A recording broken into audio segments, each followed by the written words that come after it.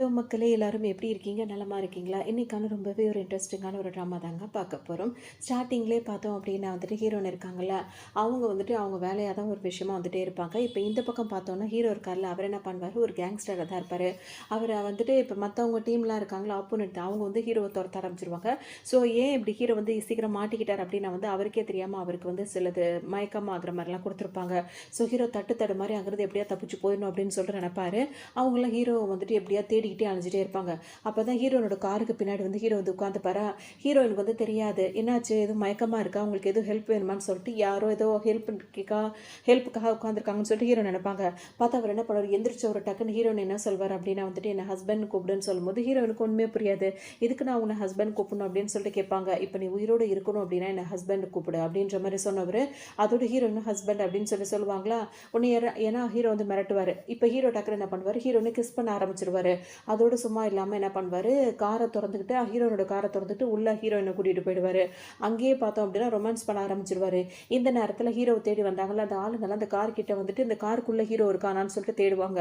அப்போ அதிலே இன்னொரு ஆள் என்ன சொல்வாருன்னா இதெல்லாம் அடுத்தவங்களோட பர்சனல் விஷயம், அதெல்லாம் நம்ம தேடிட்டு இருக்கக்கூடாது, காண்றதை தேடு, இந்த மாதிரி அடுத்தவங்க விஷயத்த தலையிடக்கூடாது, பப்ளிக்கை நம்ம டிஸ்டர்ப் பண்ண வேண்டாம் அப்படின்ற மாதிரி சொல்லவும் வில்லனுங்களோட ஆளுங்க இருக்காங்களா அவங்களும் என்ன பண்ணுவாங்க, அங்கேருந்து போயிடுவாங்க. அவங்க போனதுக்கு அப்புறமா ஹீரோ சும்மா இருக்கலாம்ல, சும்மா இல்லை, ஏன்னா அவர் ரொம்ப மயக்கத்தில் இருக்காரு. அவங்களுக்கு வேணும்னே ஹீரோக்கு மயக்கம் மாற மாதிரி இது கொடுத்துட்டாங்க. ஸோ ஹீரோ என்ன பண்ணுவார், ஹீரோனை திரும்ப கிஸ் பண்ண ஆரம்பிப்பார். அப்படியே அவங்களுக்குள்ள ரொமான்ஸ் எல்லாம் முடிஞ்சே போயிடுது. அதுக்கப்புறமா ஹீரோன் காரை விட்டு கீழே இறங்கிடுவாங்க. கீழே இறங்கினதுக்கப்புறம் ஹீரோ படுத்துட்டுவாங்க. ஹீரோ என்ன சொல்வார், அவர் என்ன கேட்பாருன்னா உன் பேரை நான் தெரிஞ்சுக்கலாமா அப்படின்னு சொல்லிட்டு கேட்பாரு. அதோட எவ்வளோ கெட்ட வார்த்தை வருமோ அந்த மாதிரிலாம் கெட்ட வார்த்தையை ஹீரோவை திட்டி விட்டுட்டு ஹீரோயின் பாட்டுக்கு நடந்து போயிடுவாங்க. இப்போ கொஞ்ச நாள் ஆகிட்டே இருக்கும். அதுக்கப்புறம் ஹீரோயின் இருக்காங்களா, அவங்களுக்கு ஆல்ரெடி ஒரு ஃபியான்சி ஒருத்தவங்க இருப்பாங்க. அவங்களுக்கு அடிக்கடி மயக்கமாக இருக்குது அப்படி இப்படின்னு சொல்லிட்டு இப்போ ஃபியான்சி கூட தான் அவங்க டாக்டர் செக்அப் பண்ணுறதுக்காக வரும்போது டாக்டர் என்ன சொல்வாருன்னா இப்போ ஹீரோன் ப்ரெக்னெண்ட்டாக இருக்காங்க அப்படின்ற மாதிரி சொல்வார். இது ப்ரெக்னெண்ட்டாக அப்படின்னு சொல்லிட்டு இப்போ இந்த ஃபியான்சிக்கு ஒரு மாதிரி இருக்கும். இது அந்த ஃபியான்சியோட அம்மா இருக்காங்களா, அவங்க காதில் விழுந்துடும். வேகமாக அந்த அம்மா பார்த்தா ஹீரோயின் கணத்தில் ஓங்கி ஒரு அறை அரைஞ்சிரும். உடனே அந்த ஃபியான்சி எவ்வளோ சொல்வார், அவர் இப்படி இல்லைம்மா, நீ அப்படிலாம் பண்ணாத, அவளை நான் அந்தளவுக்கு நேசிக்கிறேன் அப்படி இப்படின்னு சொல்லுவார்.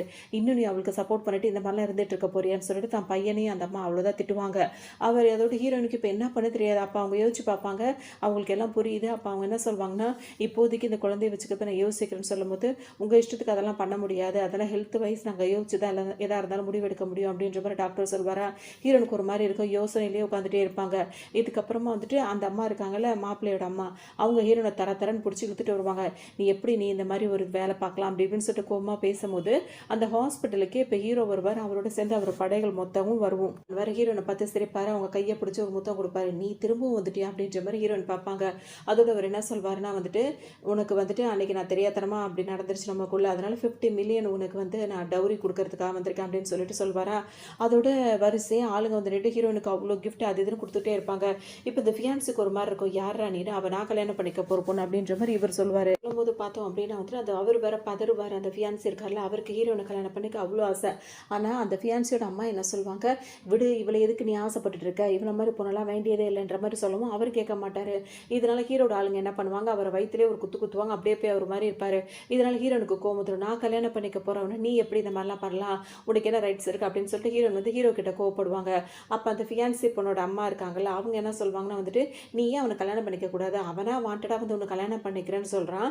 அதோட ஹீரோ என்ன சொல்வாருன்னா, நீ எந்த விதத்தில் என்னை விட அவன் அந்த ஃபியான்சி ரொம்ப நல்லவன் அப்படின்னு சொல்லிட்டு நீ தேர்ந்தெடுக்கிற, நான் உனக்கு அப்படி இருப்பேன் இப்படி இருப்பேன்ற மாதிரிலாம் ஹீரோ சொல்வாரா. ஹீரோன் என்ன சொல்வாங்க, அது நான் தான், அடுத்தவங்க தான் அதை முடிவு பண்ணணும், நான் நல்லவன் யாரும் தனக்கு தண்ணி சொல்லிக்க கூடாது, அதை அடுத்தவங்க சொல்லணும், உன்னை பொறுத்த வரைக்கும் நீ நல்லவனே கிடையாது, நான் அப்படி தான் உன்னை நினைக்கிறேன் அப்படின்ற, உனக்கு அவன் எவ்வளோ பரவாயில்லன்ற மாதிரி அவங்க படுக்கு திட்டிகிட்டே இருப்பாங்க. இப்போ இந்த ஃபியான்சி ஃபியான்சி இருக்கார்ல, அந்த ஆளோட அம்மா என்ன சொல்வாங்க, அவள் அப்படி தான் பேசுவேன், நீங்கள் அதெல்லாம் பெருசாக எடுத்துக்காதீங்க, எங்களுக்கு தேவை பணம் தான், நீங்கள் பணம் கொடுத்துட்டீங்கன்னா என் பையன் மனசை மாற்றி நான் இங்கேருந்து கூட்டிகிட்டு போயிடுவேன்னு சொல்லவும் ஹீரோ என்ன பண்ணுவார், பிளாங்க் செக்கே கொடுப்பாரு. இதில் எவ்வளோ அமௌண்ட் வேணால் ஃபில் பண்ணிக்கோங்க, ஆனால் இங்கேருந்து உங்கள் பையனை கூட்டிகிட்டு போயிடுங்க, ஹீரோன் எனக்கு சொந்தமானவன்னு சொல்லவும் அவங்க அம்மாவுக்கு அவ்வளோ சந்தோஷமாயிடும். இந்த பொண்ணே எனக்கு வேணாம், அது இல்லாமல் இவ்வளோ அமௌண்ட் யார் தான் வேணான்னு சொல்லுவான். டக்குன்னு அந்த செக்கை வாங்கலான்னு போவாங்களா, ஹீரோன் என்ன பண்ணுவாங்க, இடையில பூந்து அந்த செக்கை வாங்கி கிழிச்சிருவாங்க. கிழிச்சு ஹீரோ மேலேயே அப்படியே தூக்கி எறிவாங்க. உங்ககிட்ட நிறைய பணம் இருந்தால் அது இல்லாதவங்களுக்கு போய் ஹெல்ப் பண்ணு, ஏதாவது சேரிட்டி அந்த மாதிரி இதுக்கு கொடுத்தா புண்ணியமாவது சேரும், இந்த மாதிரி தேவையில்லாத வேலையெல்லாம் என்கிட்ட பண்ணிட்டு இருக்காது அப்படின்னு சொல்லிட்டு திட்டி விடுவாங்க. ரொம்ப ஒரு மாதிரி ஆகிடும். அஜிஜோ என்னோட பணம் இதை கிழிச்சு போட்டாலே அப்படின்னு சொல்லிட்டு அவங்க கோவமாக இருப்பாங்க. அதோட இப்போ ஹீரோ என்ன சொல்வார், இன்னும் 3 செகண்ட்குள்ளே இவங்க எல்லாரும் இந்த இடத்த விட்டு காலி பண்ணலன்னு வச்சுக்கோயேன், என் பொறுமையை நீ ரொம்ப சொதிச்சிரும். அதுக்கப்புறம் இவங்க யாருமே உயிரோட இருக்க மாட்டாங்க அப்படின்ற மாதிரி ஹீரோ சொல்வாரா. அது ஹீரோயின் என்ன சொல்லுவாங்க, நீ எதுக்காக அவங்கள வச்சு என்ன மிரட்டிட்டு இருக்க? நீ இப்போ வந்து அவங்கள முடிச்சுட்டு என்ன முடிக்கணும்லாம் கிடையாது. நீ என்கிட்டயே நீ இது பண்ணலாம் அப்படின்னு சொல்லிட்டு அவங்களே அதுக்கு ரெடியா இருப்பாங்க. சொல்வாரு, ஓ அந்த அளவுக்கு நீ ஆசைப்படுறல, அப்ப நீ இங்க இருக்க வேண்டியவளே கிடையாது, வா என் கூட அப்படின்னு சொல்லிட்டு ஹீரோட லைட்டா ஒரு தட்டு தட்டு வர உடனே ஹீரோனுக்கு மயக்கம் வந்துடும். உடனே ஹீரோனை தூக்கிட்டு அவர் பாட்டுக்கு வர ஆரம்பிச்சிருவாரு. அந்த ஃபியான்சி வர பின்னாடியே ஹீரோயின் பின்னாடி வரும்போது ஹீரோட ஆளுங்கெல்லாம் அவர் அடிச்சு போட்டு இப்போ ஹீரோ என்ன பண்ணுவார், ஹீரோனை தூக்கிட்டு வீட்டுக்கு வந்துடுவார். ஹீரோயின் மயக்கத்தில் இருப்பாங்களா, அவங்கள ஒரு பாத் டப்பில் வச்சு அவங்கள குளிக்க வைக்க ஆரம்பிச்சிருவாரு. ஏன் அப்படின்னா அந்த ஃபியான்சி வந்து ஹீரோயினை தொட்டுட்டானா, அது வந்து அதனால உனக்கு குளிக்க வைக்கிறேன் அப்படின்னு சொல்லிட்டு அவங்க மூஞ்செல்லாம் மட்டும் தண்ணி அடிச்சு விட்டுட்டு அதுக்கப்புறமா அவர் போய் கிஸ் பண்ண போவார். ஏன்னா அவங்கள க்ளீன் பண்ணிட்டு இவர் கிஸ் பண்ண போறாராம். ஹீரோனுக்கு சரியான கோவம் வந்து மூஞ்சிலேயே ஓங்கி ஒரு அறைய போடுவாங்க. நீ எவ்வளோ வேணா என்ன அடி, நீ எவ்வளோ என்ன அடிச்சாலும் நான் உன்னை வந்துட்டு கிஸ் பண்ணுவேன் அப்படின்ற மாதிரி அவர் சொல்வார். அதோட ஹீரோன் கோவமா எல்லாம் திட்டிட்டு இருப்பாங்க, அடிச்சிட்டு இருப்பாங்க. அவர் பாட்டுக்கு ரொமான்ஸ் பண்ணிட்டு இருப்பாரு. எவ்வளோ முடியுமோ அவ்வளோ கோவப்பட்டு முடிச்சிரு, அதுக்கப்புறம் நம்ம கல்யாணம் நடக்க வேண்டியது இருக்கு, அதுவும் நாளைக்கே நம்ம கல்யாணம் நடக்க போகுது, ஸோ அதுக்காக ரெடி ஆயிரு, நீ என்ன நினைச்சாலும் இங்கிருந்து தப்பிக்க முடியாது அப்படின்ற மாதிரி ஹீரோ அங்கிருந்து போயிடுவாரு. உடனே அவரோட அசிஸ்டன்ட் என்ன சொல்லுவாங்க, பாஸ் இதெல்லாம் சின்ன விஷயம், இதுக்காக நீங்க ஏன் டென்ஷன் ஆகுறீங்க, மேடத்தை நாங்கள் பார்த்துக்குறோம், நீங்கள் கிளம்புங்கன்னு சொல்லிடுவாங்க. அதோட இப்போ எல்லாம் ஃபுல் ப்ரொடெக்ஷன் இருக்கிறனால ஹீரோனால எங்கேயுமே போகவே முடியாது. இதோட மறுநாளும் ஆகிடும். ஹீரோனுக்கு ட்ரெஸ் எல்லாம் வந்துடும். இப்போ அவங்க ட்ரெஸ் கல்யாண ட்ரெஸ்ஸும் போட்டுகிட்டே இருப்பாங்க. எப்படியாவது இங்கேருந்து தப்பிச்சு போகணும்னு நினைப்பாங்க. சுற்றிலும் ஆள் இருக்கிறனால எப்படியுமே அவங்களால போகவே முடியாது. கீழெல்லாம் பார்ப்பாங்க. அந்த ஃபங்க்ஷன் ஏற்பாடுகள் வேலையெல்லாம் நடந்துகிட்டே இருக்குமா. அதோட ஒருத்தர் வந்து அந்த மரப்பு மாதிரி இருக்கும்ல, அந்த கர்டன்ஸ் அது மட்டும் அப்படியே ஆடுற மாதிரி இருக்கும். உடனே ஹீரோன் என்ன அது சத்தம், யார் அது அப்படின்ற மாதிரி கேட்பாங்களா. உடனே அங்கே பார்த்தா ஹீரோனோட அந்த ஃபியான்சி கால் அவர் தான் நின்றுட்டு இருப்பாரு. நீங்க என்ன பண்ற அப்படின்னு சொல்லிட்டு ஹீரோன் கேட்பாங்க. உன்னை இங்கேருந்து கூட்டிட்டு போறதுக்கு தான் வந்திருக்கேன், வா போலான்னு சொல்லும் போது இங்கேருந்து நம்ம அவ்வளோ சீக்கிரத்தில் போக முடியாது, சுற்றிலும் வந்து ஆளுங்க இருக்காங்கன்னு. உன்னை தவிர எனக்கு எதுவுமே பெருசு இல்லை, எவ்வளோ ஒரு போராட்டம் வந்தாலும் அந்த போராட்டத்தில் நின்று நான் உன்னை காப்பாற்றி இங்கேருந்து கூட்டிகிட்டு போவேன் அப்படின்ற மாதிரி சொல்வாரா. இவன் வேற நேரங்காலம் தெரியாமல் வசனம் பேசுகிறான், உள்ள வா அப்படின்னு சொல்லிட்டு ஹீரோன் இப்போ அவரை உள்ள கூப்பிடுவாங்க. உன்னை பார்த்தா ஹீரோன் பேசலாம் நினைக்கும் போது இப்போ அந்த வேலை பார்க்குறவங்களாம் வந்துடுவாங்க. ஆக்ஷனில் வந்துட்டு ரொம்ப எக்ஸ்பென்சிவாக வாங்கின அந்த திங்ஸ்லாம் இருக்கும்ல, இயரிங்ஸ் அதெல்லாம் கொண்டு வந்துட்டு ஹீரோ உங்களுக்கு கொடுக்க சொன்னாருன்னு சொல்லிட்டு கொடுக்கும்போது ஹீரோன் கோவமா அவரை வந்து ஃபியான்சியை ஒழிச்சு வச்சிருவாங்க. அந்த கதவு பின்னாடி ஒழிச்சு நிற்க வச்சுட்டு இங்கேருந்து போறீங்களா இல்லையான்னு கேட்கும்போது, மேடம் உங்களுக்கு சாரி இதை கொடுக்க சொன்னாருன்னு போறீங்களா இல்லையான்னு ஹீரோன் கத்துவாங்களா. உடனே அந்த மேட்லாம் இருக்காங்களா அங்கேருந்து போயிடுவாங்க. அவங்க போனதுக்கப்புறம் ஹீரோன் வந்து என்ன பண்ணுவாங்க, ஃபியான்சி கிட்ட இப்போ நம்ம இங்கேருந்து தப்பிச்சிடலாம்ப்பா அப்படின்னு சொல்லிட்டு அவர் கையை பிடிச்சிட்டு ஓட ஆரம்பிச்சிருவாங்க. இங்கே பார்த்தோம் அப்படின்னா வந்துட்டு இப்போ ஹீரோ வந்துட்டு யோசிச்சுட்டே இருப்பார். மற்ற நகையெல்லாம் மற்றவங்கள்ட்ட கொடுத்து அனுப்பிட்டாரு, ஆனால் ரிங்கு மாற்ற போகிறாங்களா, அந்த ரிங்கை மட்டும் தான் கையில் வச்சு பார்த்துக்கிட்டே இருப்பார். இப்போ அந்த மெய்ட்லாம் இருக்காங்களா அவங்க வந்து என்ன சொல்லுவாங்க, மேடம் வந்து கோவமாக இதில் எடுத்துகிட்டு போக சொல்கிறாங்க, போட்டுக்க மாட்டேன்னு சொல்கிறாங்கன்னு சொல்லுவாங்க. உடனே ஹீரோ என்ன நினைப்பார் அப்படின்னா வந்துட்டு அவளுக்கு அது பிடிக்கல அப்படின்னா இதே மாதிரி வேற இருக்குல்ல அதை கொண்டு போய் கொடுங்க, அதை அவளுக்கு பிடிக்குன்ற மாதிரி சொல்வார். அப்போ தான் ஹீரோட ஆளுங்க வந்து என்ன சொல்லுவாங்க, மேடம் வந்து இங்கே இல்லை, அவங்க வந்து வெளியே ஓடிட்டாங்க அப்படின்ற மாதிரி வந்து சொல்லுவார். வந்துடும், அவளை இப்படி சொன்னால் அவள் புரிஞ்சிக்கவே மாட்டா அப்படின்னு சொல்லிட்டு இப்போ என்ன பண்ணுவார், ஹீரோவும் அவங்க ஆளுங்களும் இப்போ ஹீரோனை தேடி வர ஆரம்பிச்சிருவாங்க. இவர் என்ன பண்ணுவார், அந்த ஃபியான்சி ஹீரோனை கையை பிடிச்சி நடு ரோட்டில் ஓட்டிகிட்டே இருப்பார். ஓடுற வழியில அவர் என்ன சொல்வாருன்னா, நீ ஒன்றும் கவலைப்படாத, நம்ம 3 கார் வந்து மாறி மாறி போகணும், ஒரே காரில் போனால் அவனுங்க பிடிச்சிருவாங்க, அதனால கொஞ்சம் தூரம் ஒரு காரு கொஞ்சம் தூரம் ஒரு காருன்னு சொல்லிட்டு 3 கார் நம்ம மாற வேண்டியது இருக்குது.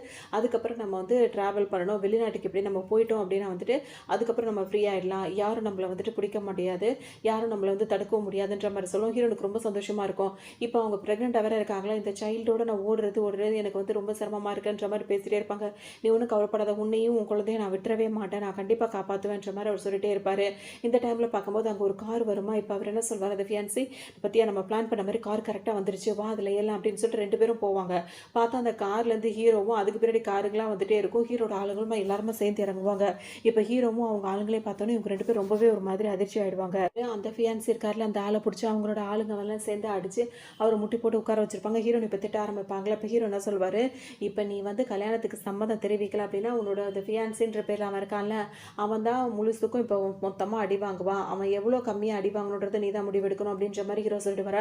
ஹீரோனுக்கு வேறு ஆப்ஷனே இருக்காது, அப்படியே முறைச்சிட்டே நின்றுட்டே இருப்பாங்க. இப்போ நீ எனக்கு கெஸ் பண்ணல அப்படின்னா அவனுக்கு 2 அடி எக்ஸ்ட்ரா அவ்வளோன்னு சொல்லும் போது அவர் ஒரு பக்கம் கத்திட்டே இருப்பார், அவருக்கு அடி வேற விழுந்துட்டே இருக்கும். இப்போ ஹீரோ வழுக்க டைமாக ஹீரோனை கெஸ் பண்ணுவார். அதோட என்ன பண்ணுவாருன்னா வந்துட்டு இப்போ நம்ம 2 பேருக்கு கல்யாணம் ஆயிடுச்சு, இதுக்கப்புறம் என் கண்ணு பார்வையிலேருந்து நீ தப்பிச்சு போகணும் அப்படி இப்படின்னு நினச்சின்னா அது நல்லதாகவே இருக்காது, வா என் கூடன்னு சொல்லிட்டு ஹீரோனை திரும்பவும் கூட்டிகிட்டு போவார். பல் நடந்துட்டு இருக்கலாம், அங்கே தான் கரெக்டாக கூட்டிகிட்டு வந்துடுவார். இப்போ அங்கே உள்ள மெய்டாக வேலை பார்க்குறவங்களுக்குலாம் கூட ரொம்ப சந்தோஷமாக இருக்கும். ஏன்னா ஹீரோ வந்து எல்லாருக்கும் நல்லது தான் பண்ணுவார். அதனால அவங்க எல்லாருமே வந்து இந்த கல்யாணத்தை ரொம்ப சந்தோஷப்பட்டுட்டே இருப்பாங்க.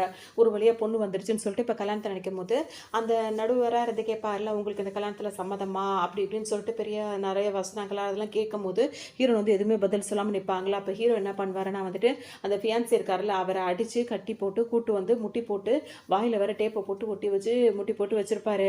அதோட ஹீரோன் கிட்ட என்ன சொல்வாருன்னா, இன்னைக்கு நம்மளோட வெட்டிங் அனிவர்சரி, இது இல்லாமல் அவரோட டெத் அனிவர்சரி அதை மாற்றிடாத, முடிவு உன் கையில் தான் இருக்குது. இப்போ மட்டும் என்னை கல்யாணம் பண்ணிக்க விருப்பம் இல்லைன்னு நீ சொன்னேன்னு வச்சுக்கோயேன், அவனோட கதையை இன்றைக்கே நான் முடிச்சிருவேன்ற மாதிரி ஹீரோ சொல்லவும், ஹீரோயின் திரும்பி ஃபியான்ஸே பார்ப்பாங்க. அவராக அடி வாங்கிட்டே இருப்பார். அதனால் இவங்களுக்கு கஷ்டமாக இருக்கும். நான் ஒத்துக்கிறேன், கல்யாணத்துக்கு சம்மதம் தெரிவிக்கிறேன்ற மாதிரி சொல்லிடுவாங்க. ஒன்றும் அவங்க அப்பா வந்து என்ன பேசுவாங்க அப்படின்னா வந்து, இந்த கல்யாணம் பொண்ணை பார்த்தா எங்கேயோ பார்த்த மாதிரி இருக்கே அப்படின்ற மாதிரி பேசுவாங்க. உடனே அவங்க அப்பா என்ன சொல்வார் அப்படின்னா வந்துட்டு, அந்த பொண்ணு வந்துட்டு தெரியாதனமாக வந்துட்டு ஹீரோவோட வந்து தங்கிட்டா, அதனால் வேறு வழியே இல்லாமல் அவளை கல்யாணம் வரைக்கும் கொண்டு வந்துட்டான் அப்படின்ற மாதிரி சொல்லுவோம். அந்த பொண்ணு இப்போ நக்கலாக ஒரு மாதிரி சிரிக்குமா, இது ஹீரோனுக்கு சரியான கோவம் வரும். செய்கிறதெல்லாம் தப்பு பண்ணிட்டு இப்போ 4 பேர் முன்னாடி நான் அசிங்கப்படுத்திட்டேன் அப்படின்ற மாதிரி ஹீரோ மேலே இன்னும் அவங்களுக்கு கோவம் தான் அதிகமாயிட்டே இருக்கும். இதான் இப்போ ஹீரோ என்ன நினைப்பார் அப்படின்னா வந்துட்டு, எட்டி அந்த அங்கிளுக்கு ஒரே உததான், அந்த அங்கிள் கீழே விழுந்துப்பாரு.